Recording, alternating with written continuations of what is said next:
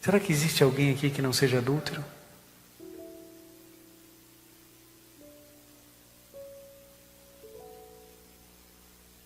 Há alguma mulher que não seja adúltera aqui?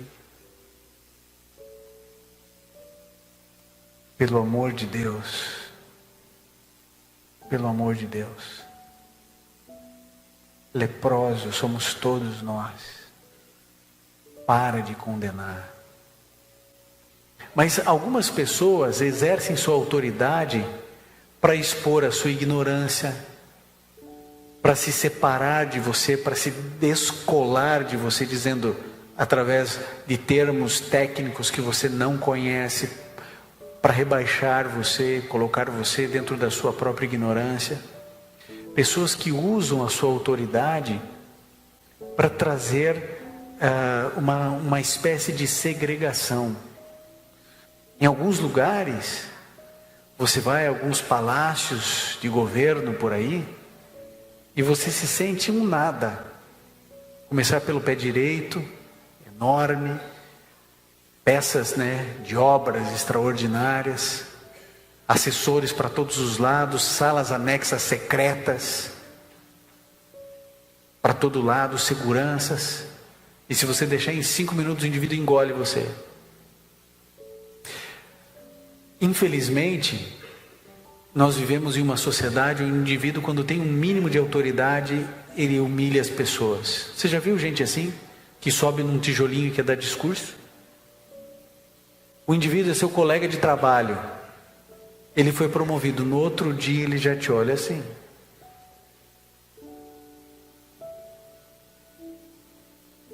Jesus tinha autoridade sobre tudo e sobre todos.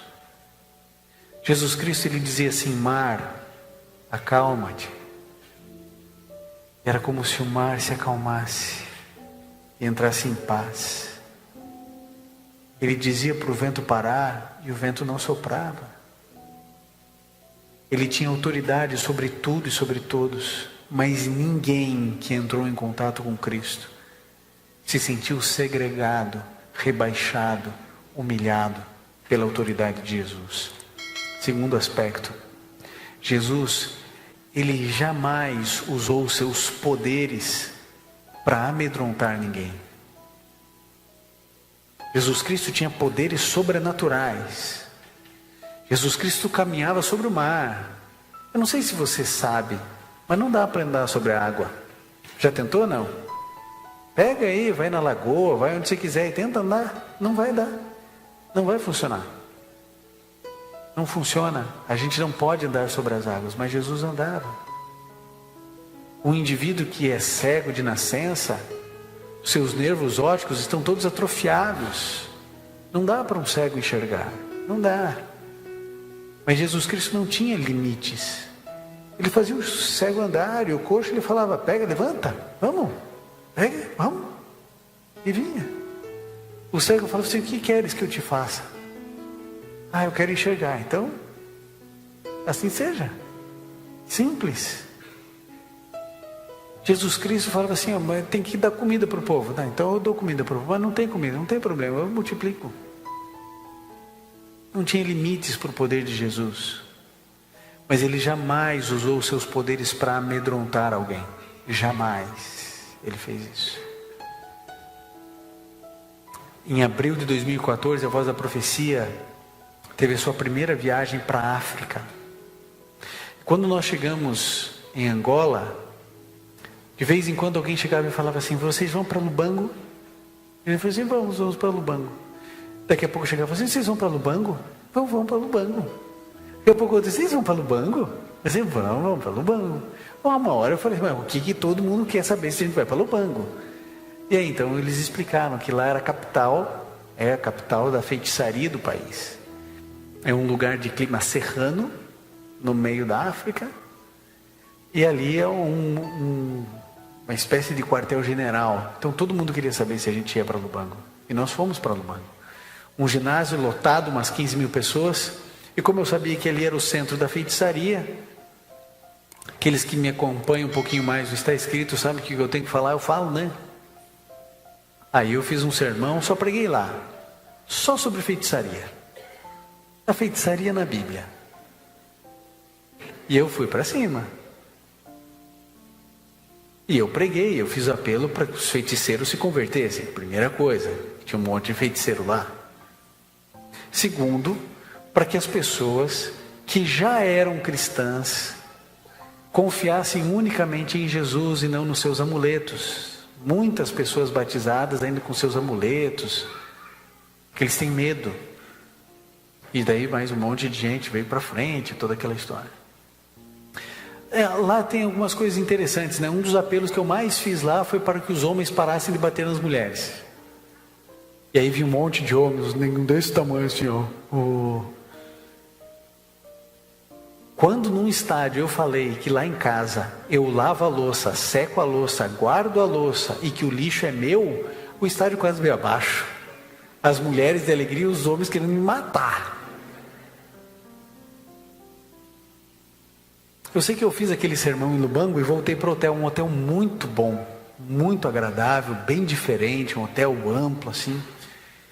E eu sei que eu dormi, fui para o quarto, dormi, no outro dia saí, muita gente ali, e lá na Angola, a Novo Tempo, ela está nas parabólicas de lá, e lá só pega por parabólica, então é como se fosse canal aberto no Brasil inteiro, no país inteiro, né? Então o pessoal conhece muito a gente lá, qualquer um da Novo Tempo.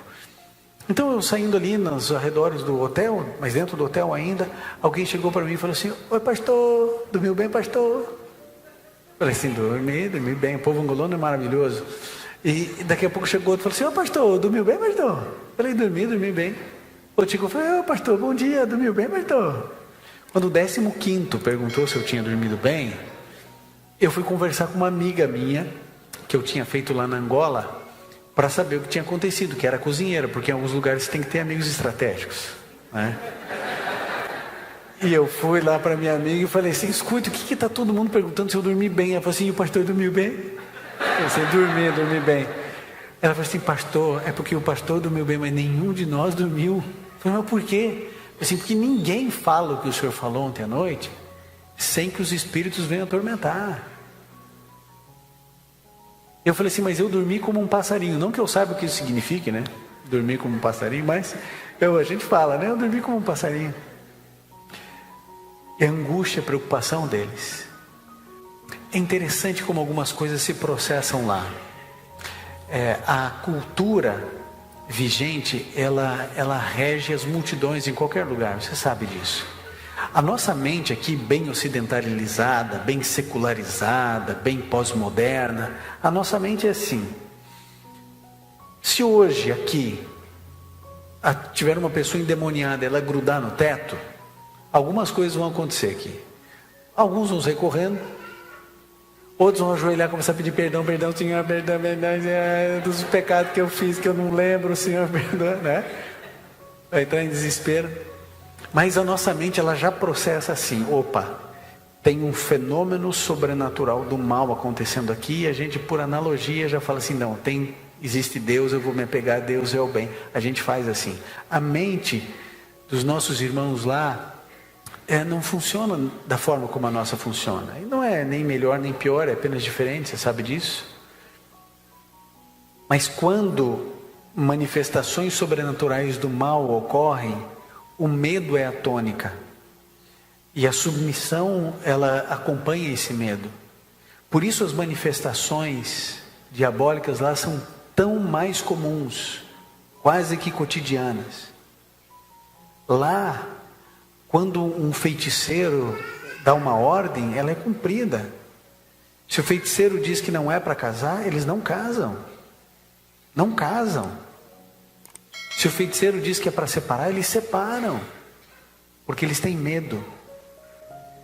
Porque o poder sobrenatural das trevas gera medo. Jesus tinha poderes sobrenaturais, mas ninguém tinha medo dele, nem as crianças. Jesus usava os seus poderes para perdoar, para curar, para devolver sorrisos, nunca para amedrontar. Jesus não usava sua autoridade para segregar ninguém, não usava seus poderes para amedrontar ninguém. Jesus não usava sua pureza para humilhar ninguém. Jesus era puro, puro. Mas nenhum pecador se sentiu pior quando se aproximou de Jesus. Você conhece pessoas que são tão santas, que quando você, em meia hora de conversa com ela, você se sente o pior dos pecadores? É porque essa pessoa não é santa. Porque a santidade, a pureza, ela limpa. Ela não suja mais o outro. Vocês sabem que no capítulo 1, aqui a gente não vai ler pelo tempo, aqui em Marcos, Jesus cura um leproso. E Jesus cura um leproso tocando um leproso. Mas o leproso podia ser tocado? Não, porque ele era imundo. Se um leproso tivesse sentado ali onde o pastor Milton está, e o pastor Milton fosse sentar no mesmo lugar que o leproso estava sentado, o que acontecia com ele? Imundo. É só uma analogia, tá, gente? Pode abraçar ele no final, tá? Se você tocasse nas coisas que o leproso tocou, você ficava imundo. E Jesus ia lá e ele tocava no leproso. Então, de acordo com a lei, ele ficava imundo. Logo, ele precisava ficar 7 dias em observação, depois se apresentar aos sacerdotes para que eles o avaliassem, para ver se ele continuava imundo, se ele estava puro. Jesus Cristo tocava no leproso, e o que acontecia? Jesus ficava imundo ou o leproso ficava limpo? O leproso ficava limpo. Os outros são os leprosos. Somos todos leprosos. Mas a gente crê que a gente é melhor que os outros, porque eu guardo o sábado, então eu sou melhor do que quem não guarda. Que loucura é essa? Que loucura é essa que você colocou na mente? Até agora eu fui devagarinho, agora eu vou apertar você um pouquinho mais, já vou fechar o parênteses.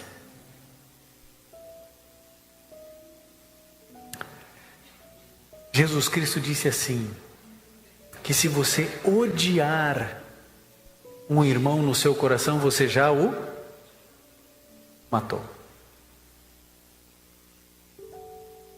Será que tem algum assassino entre nós? Tem uns que são serial killer, né?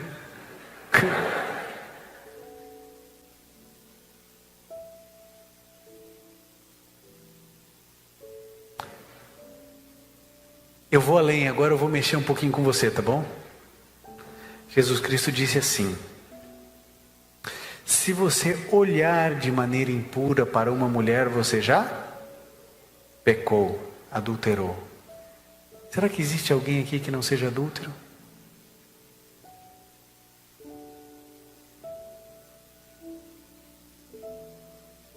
Há alguma mulher que não seja adúltera aqui? Pelo amor de Deus, pelo amor de Deus, leprosos somos todos nós. Para de condenar, para de julgar, para de achar que você é melhor que alguém porque você não tem tatuagem, porque você não usa piercing, porque você não assiste não sei o que, ou porque... Por que você me julga só porque o meu pecado é diferente do seu?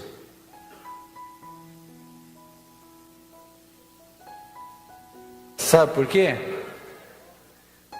Porque a gente é bom para condenar o outro, para julgar o outro. Eu nunca dei Coca-Cola para o meu filho de 2 anos, logo eu sou melhor. Mas eu dou para o meu de 16. Hashtag leprosos somos todos. Não tem ninguém melhor que ninguém aqui. Fecha parênteses. Jesus não usava a sua autoridade para segregar ninguém. Jesus não usava os seus poderes para amedrontar ninguém. Ele não usava a sua pureza para humilhar ninguém. E por último, ele não usava o seu direito para condenar ninguém. Ele tinha o direito de condenar, porque ele é o juiz. Uma das atribuições de um juiz de direito é condenar ou absolver. Jesus Cristo, ele não condenou. Imagine que ele, como juiz, ele veio a essa terra e ele diz assim: eu sou juiz, mas eu não vim condenar, eu vim salvar. Ele tinha o direito a nos condenar, mas ele escolheu não nos condenar. Arrastaram a mulher pelos cabelos e falaram assim, ó, foi pega em flagrante adultério, a lei de Moisés diz que é para apedrejar, e aí o que é para fazer? E aí acontece um negócio extraordinário, né? Porque Jesus Cristo, ele pega e começa a escrever os pecados. E eu não sei como é que você imagina essa cena, eu vou te dizer como é que eu imagino. Eu não acho que ele começou a fazer uma lista de pecados. Eu acho que Jesus fez assim, escreveu o primeiro pecado e olhou para o indivíduo. E ele começou pelos mais velhos. Quando o indivíduo soltava a pedra, ele escrevia outro. E aí olhava. E quando Jesus olhava, ele deixava você nu. Escrevia outro e olhava para o indivíduo. Ele disse, quem não tem pecado, que atire a primeira pedra. Talvez as pessoas ali pensassem que eles estavam cobertos pela ignorância pública dos pecados que eles tinham, mas Jesus conhecia tudo. E depois que todos vão embora e que ninguém pode condenar, Jesus olha para a mulher e diz assim, alguém ficou aqui para te condenar? Ela, não, ninguém, não tem ninguém. Então eu também não te condeno. Agora, quer ser feliz? Pare com o pecado, porque o pecado só vai destruir você. O pecado só vai trazer mais tristeza para você. O pecado vai roubar a sua alegria. Mas eu não condeno você. Jesus não usou o seu direito para condenar ninguém. Agora, se Jesus, que tinha o direito de condenar, não condenou, por que é que você condena o teu irmão? Por que é que você condena a tua irmã? Porque um pecou? Porque a outra adulterou? Aí você é melhor, né? Porque você não adulterou. O que não adulterou o quê? Ah, porque o outro é um assassino. Você não. Somos todos leprosos. Todos leprosos.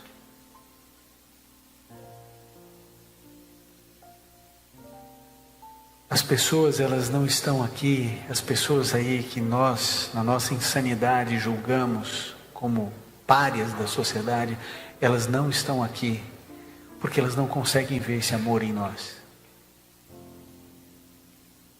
Elas não conseguem, porque a gente julga, a gente condena, a gente humilha, a gente segrega, porque realmente a gente acha que uma gravata me torna mais santo do que aquele que veio de bermuda e camiseta regata para a igreja.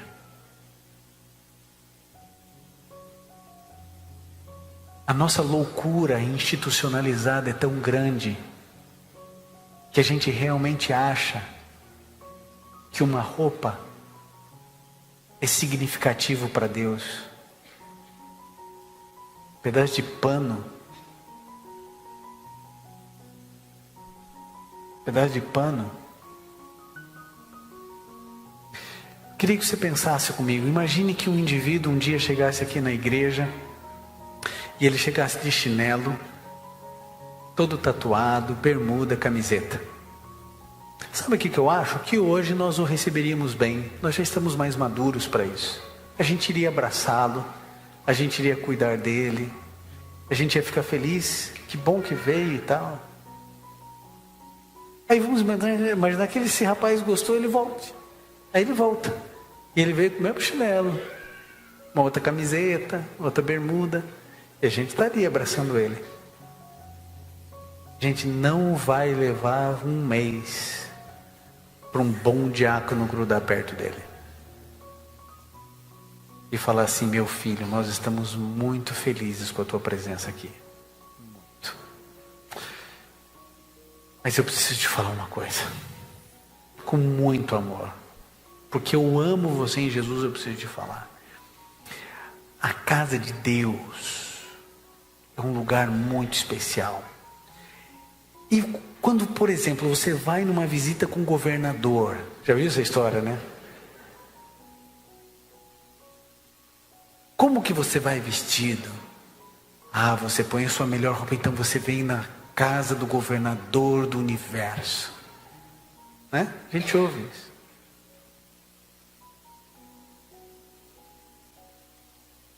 E a gente diz assim, você tem que se vestir como eu me visto, porque senão não dá. Aqui tem regra, porque Jesus realmente se importa com a roupa que você está. Isso é fundamental para a sua salvação. Queridos, pelo amor de Deus, pelo amor de Deus, nós estamos à beira da volta de Jesus, e a gente está preocupado com o indivíduo, se ele vem de bermuda, dentro da igreja. Se um dia ele quiser colocar uma calça, põe. Se ele nunca quiser, que não ponha.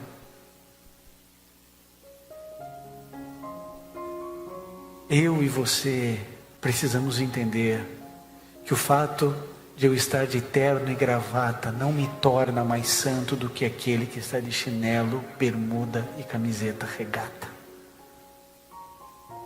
Não me torna. Não há santidade num pano.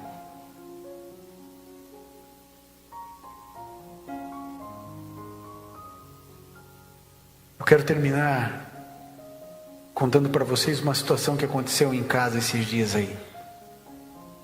Eu já falei para vocês que eu tenho 2 filhos, o Gabriel e a Sofia. Gabriel 11, Sofia 8. A Sofia é uma figura. A Sofia dá nó em pingo d'água. Ela é um furacão. A gente não diz isso para ela, mas ela é. Ela, assim, ela deixa o Katrina no bolso. A Sofia é uma menina muito especial, rápida, ligeira, inteligente. O ritmo dela é outro. Teu ritmo e o meu é assim, ó. O dela é assim, ó. 24, ela consome a todos. E todos nós somos apaixonados pela Sofia, sobretudo quando ela dorme. Nossa! Paixão aflora nesses momentos. Você sabe que um dia eu vi um educador, ele dizia assim, olha, quando os nossos filhos são pequenininhos, é a coisa mais gostosa desse mundo, né? Cheirinho de bebê, aquele negócio todo, aquelas ruguinhas. É tão gostoso que dá vontade de comer, né? E ele dizia assim, olha, quando chega na adolescência a gente pensa, por que eu não comi, né?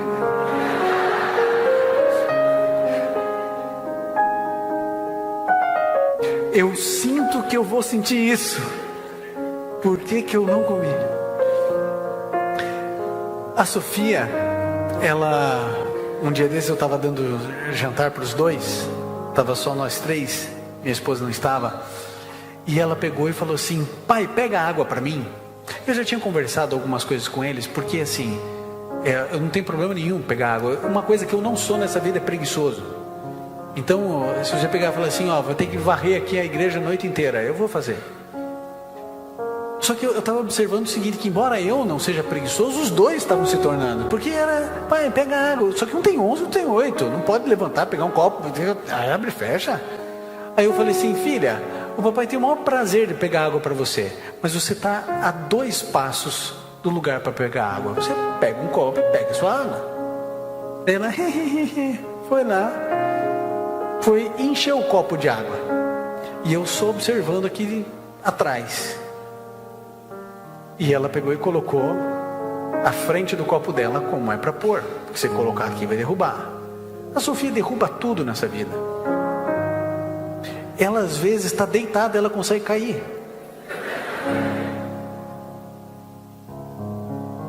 E eu fiquei pensando, né? Para que tanta água? Ela não vai beber tanta água assim. Mas ela pôs o copo cheio. E dito e feito, sabe pressentimento, né? De mãe, às vezes alguns pais têm, sou eu.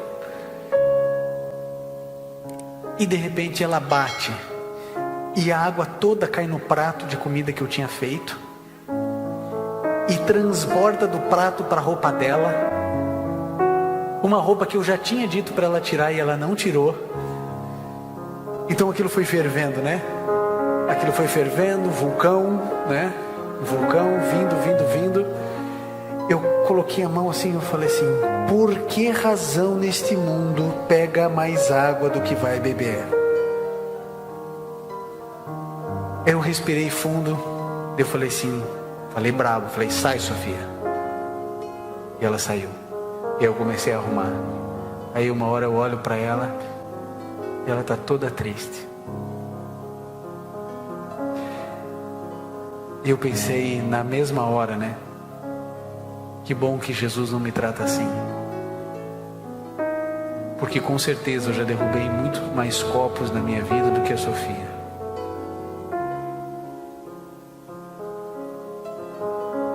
Pedi desculpa para ela.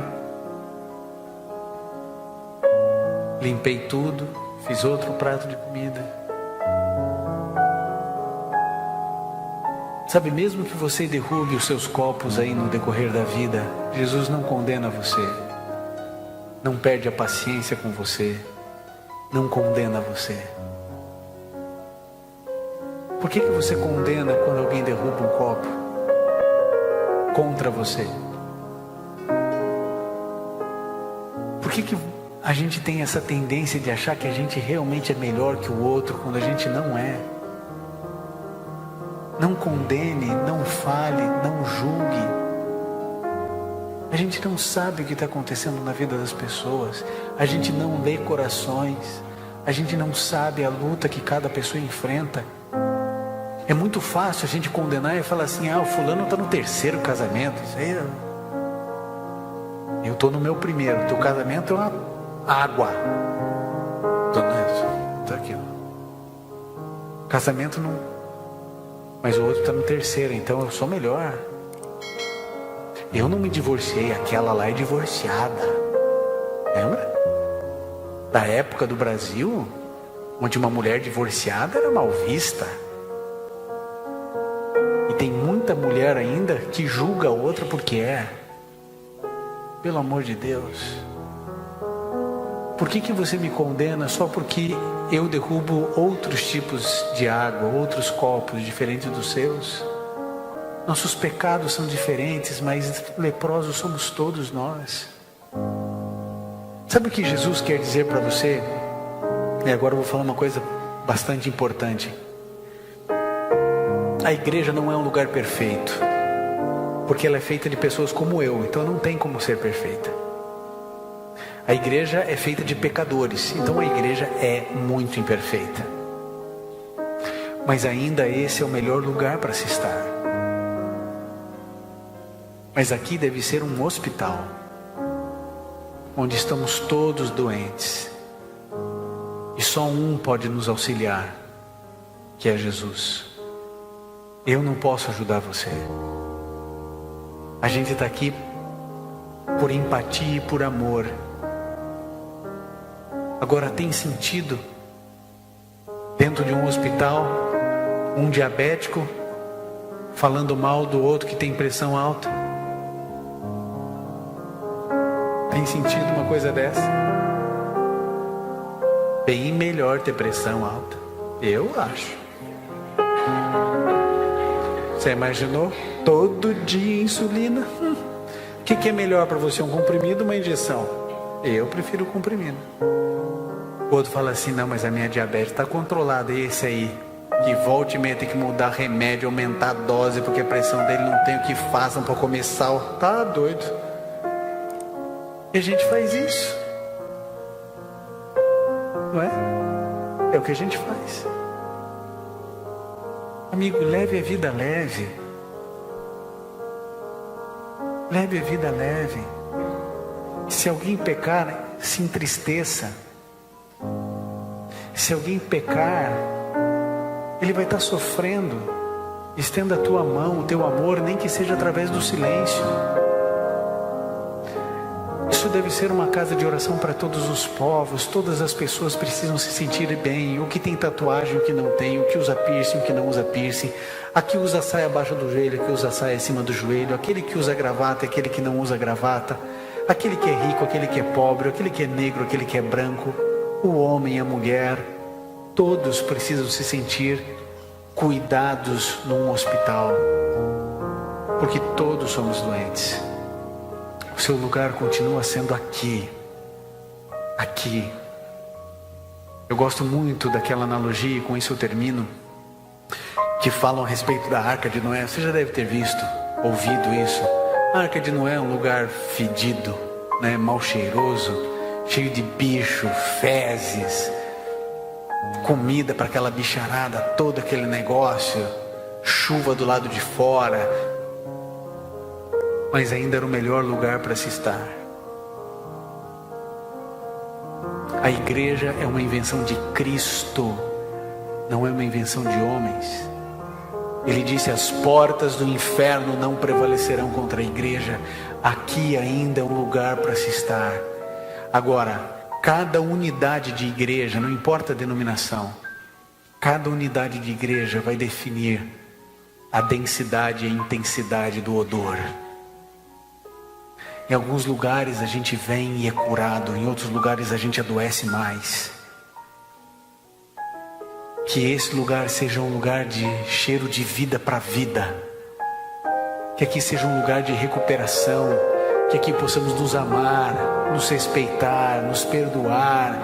Que haja compreensão, que haja perdão, que não haja julgamento, que ninguém condene ninguém, porque não é o nosso papel julgar, nem condenar, nem avaliar. Você não é não é, o seu papel é ajudar.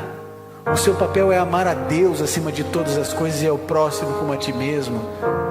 Jesus é o nosso juiz, Ele é o Senhor justiça nossa, Ele vai avaliar a vida de cada um. Um é mais liberal, o outro é mais conservador, um outro que é para a esquerda, outro que é para a direita, quem está certo, quem está errado, a gente não vai saber, existe alguém que vai avaliar isso. Viva leve, viva em paz, perdoe, respire fundo e permita que a função da igreja cumpra-se na sua vida e nas pessoas que você ama, para que elas possam ter paz, ter alegria e ter um lugar onde tem um encontro genuíno com o Senhor Jesus.